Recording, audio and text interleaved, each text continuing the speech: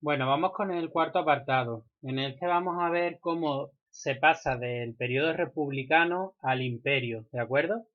Bien, básicamente se debe a la consecuencia de la expansión. Esa expansión que aporta dinero, esclavos, eh, tierras para que los romanos puedan establecerse fuera de Roma y prosperar económicamente y socialmente, trae también gran inestabilidad, porque lógicamente estos beneficios solo aportaron sobre todo a la élite, a los patricios, pero no a los plebeyos. Claro, esto generó revueltas sociales, por ejemplo, entre los plebeyos, cuando hay unos tribunos de la plebe, que son los hermanos Grago, que procuran reformar para también beneficiarse estos plebeyos de estas ventajas, pero no lo consiguen, son asesinados y estas revueltas quedan atrás. Después también está la revuelta de los esclavos, un gladiador llamado Espartaco, consigue amotinarse con una serie de gladiadores de su misma casa y consigue también digamos, la anexión de un montón de esclavos también de la zona y de toda Italia. Consigue durante 3 años poner en jaque al Estado romano. Eh, Roma prácticamente, bueno, sufre derrota tras derrota hasta que un general muy importante, que es Craso, se pone a las órdenes, consigue, digamos, traicionar a Espartaco y finalmente consigue acabar con él. Bueno, se cuenta que Espartaco, bueno, fue asesinado, bueno, fue, digamos, ajusticiado como todos los líderes de todos los esclavos que se habían amotinado.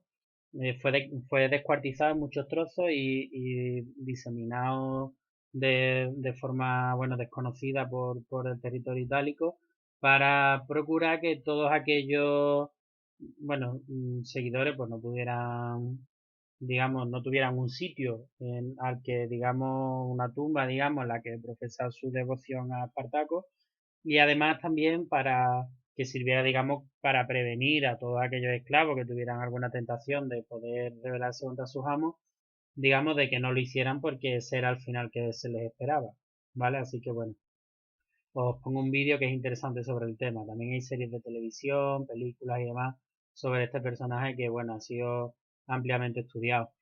Después también hubo guerras civiles, por ejemplo la de Sila contra Mario, la guerra de Sertorio, ambas también con la península ibérica, con Hispania como centro de batalla.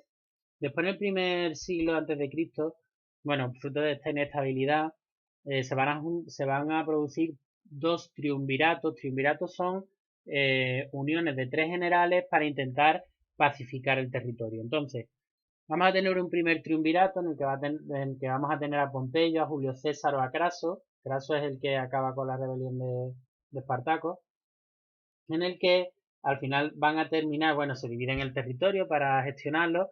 ¿Qué pasa? Pues que al final ellos se luchan entre sí y se va a terminar imponiendo Julio César. Julio César es un personaje súper interesante. Bueno, a él le correspondía a la zona de la Galia. Bueno, es quien aparece representado, por ejemplo, en Asterix y Obelix. Es el, digamos, el general que aparece ahí representado. Él cruza el Rubicón, que es un río que determinaba la zona de influencia de él y la zona de influencia en este caso de Pompeyo. Al cruzarlo, pues, bueno, digamos, cruzar el Rubicón ha quedado como la expresión de que, bueno, ya ha sobrepasado el límite, ya no hay marcha atrás. También hay una expresión que es alea yacta es, la suerte está echada, porque al parecer cuando cruza el Rubicón, pues afirma, bueno, pues ya lo que tenga que pasar, pasará porque ya está esto hecho.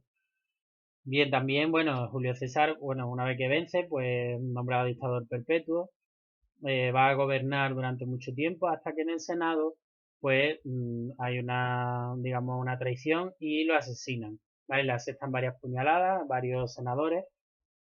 También hay, bueno, el hijo adoptivo de Julio César era Cayo Bruto, ¿vale? Bruto, pues participa, digamos, en esta traición y al parecer Julio César ya moribundo cuando estaba tumbado y había recibido varias puñaladas, ve a su hijo venir y le dice, Bruto, tú también, hijo mío, tú también, Bruto. Y esa presión ha quedado como, bueno, la máxima traición posible, cuando alguien no se espera que alguien se la vaya a jugar y se la juega finalmente, ¿vale? Entonces, bueno, bueno, Julio César es un personaje súper interesante. os animo a, si queréis hacer algún trabajo voluntario sobre él, sería algo muy, muy interesante, como digo. Bueno, después del clima de inestabilidad, después de este asesinato de Julio César, surge un segundo triunvirato en el que está Octavio, que va a ser finalmente el vencedor, Marco Antonio y Lépido. Bien, sobre todo Marco Antonio es el que se opone más a Octavio. Marco Antonio, bueno, es la pareja de Cleopatra, que es la faraona de Egipto. Octavio se enfrenta a ellos y termina venciéndolo. Se proclama emperador por primera vez. Si él va a concentrar todos los poderes en él, el poder político como Princeps, el poder religioso como Augusto y Pontifex Maximus y también, digamos, el poder militar como Imperator. Entonces, concentra todos los poderes. En teoría, esta dignidad no es hereditaria, es decir, no pasa de padres a hijos, no va a pasar de padres a hijos en teoría. Lo que pasa es que en la práctica sí ocurrirá. Bien, o hijos bien, digamos, carnales, hijos biológicos, o bien también es posible que sean hijos, en este caso, adoptivos, que en Roma tenían la misma consideración. Bien, después, bueno, se comienza una etapa que es la Pax Romana desde este momento, que es un periodo, digamos, de estabilidad en el que Roma pues ve acrecentar su frontera de manera extraordinaria, sobre todo con la dinastía de los Antoninos en el primer siglo después de Cristo, con Trajano Adriano, que ambos eran hispanos, de hecho Adriano nacido en Itálica, o Marco Antonio. Estas provincias, estos grandísimos territorios, estos vastos territorios que controlaba Roma, pues se van a dividir en provincias, donde va a haber un gobernador, va a haber funcionarios, va a haber, bueno, legiones con militares digamos, a las órdenes del gobernador. En las fronteras, que son los limes, los límites del imperio, van a estar fortificados, sobre todo, bueno, lo que es el cauce del Danubio y del Rin, van a estar fortificados con un general, un gobernador muy importante que va a tener muchísimo peso y decisión en Roma. Bueno, allá donde llega Roma, va a llegar imponiendo su cultura, imponiendo su lengua, la lengua latina, el latín, sus leyes, el derecho romano, su religión, lo que era la mitología, la religión politeísta romana. Ese proceso se llama romanización, hacer, digamos, de cada uno de los territorios del Imperio Romano, hacer una pequeña Roma. Bien, esto se lleva al extremo cuando en el año 212 después de Cristo el emperador Caracalla concede la ciudadanía a todos los habitantes libres del Imperio Romano, igualando digamos, en el estatus civil a todos los habitantes del Imperio Romano con los propios nacidos en Roma. Bien, en este momento además también estamos viviendo el nacimiento y la evolución del cristianismo. Pensad, bueno, el cristianismo es nuestra religión, como sabéis. Cristo es, digamos, el que marca el cambio de era, desde antes de Cristo a después de Cristo, lógicamente. Es decir, él nace justo en ese momento, en lo que consideraríamos año cero, podemos decir. Cristo es, digamos, un profeta, surgido del judaísmo, que ya era una religión monoteísta. Él plantea el monoteísmo, que es totalmente diferente a lo que había en Roma, y además una religión que es defensora de la igualdad social. Pensá que Jesús, pues, habla de que amarás al prójimo como a Dios y como a ti mismo. eh, los últimos serán los primeros en el reino de los cielos. Antes llegará a salvarse un pobre que un rico. Es decir, estas expresiones que son totalmente contrarias al elitismo que existía en Roma, a esa religión monoteísta totalmente inclusiva que existía en Roma. Esto entra en conflicto, por tanto, desde que la propia religión romana surge, durante prácticamente 3 siglos, los cristianos van a ser perseguidos salvajemente por los emperadores romanos. De hecho, Pedro, el primer papa, Pedro, el apóstol, digamos, de Jesús, va a ser torturado, incluso, bueno, va a terminar siendo ejecutado en una cruz como Jesús, pero incluso boca abajo, digamos, incluso más, de una manera más cruel, si cabe. Bueno, esta persecución, estas, bueno, ejecuciones masivas en el anfiteatro romano, en la propia arena del anfiteatro, con animales salvajes, aquello del pueblo romano exultante, como echaban ahí a esos hombres y los animales se lo comían, los leones y demás. Bueno, esta situación va a cambiar radicalmente cuando en el siglo IV ya después de Cristo, en el año 313, hay un emperador que es Constantino, que emite, digamos, el Edicto de Milán, que es un documento en el que declara la libertad religiosa.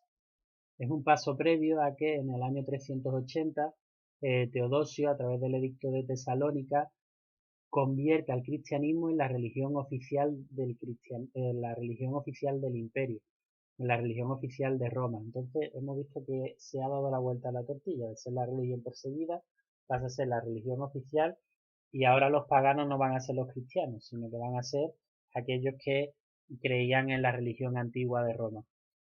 Entonces el cristianismo ahora se convierte en un instrumento más de poder de Roma, hasta que, bueno, ya el imperio caiga un poco más adelante. Bien, en línea con esto también está la fundación de las ciudades, que se desarrollan también durante todo este periodo, en base a los campamentos militares, como ya os he explicado, campamentos que estaban fortificados, bien con una paliza de madera inicialmente, o luego ya con piedra. Tenemos dos principales, dos calles principales. La principal es el Cardo Máximo, que va de norte a sur, y el Decumano Máximo, que va de este a oeste. En la intersección, digamos, en el cruce de estas dos vías principales, tendríamos el foro, que es la zona principal donde están los centros, el centro político, económico de la urbe, de la ciudad. La estructura es en cuadrículas, hay calles paralelas y perpendiculares a el Decumano Máximo y el Cardo Máximo. Y bueno, es una organización totalmente novedosa que, bueno, habíamos visto, se ve brevemente en Grecia, pero sobre todo ya con los romanos se va a implantar. ¿De acuerdo? Bueno, muchas gracias por vuestra atención.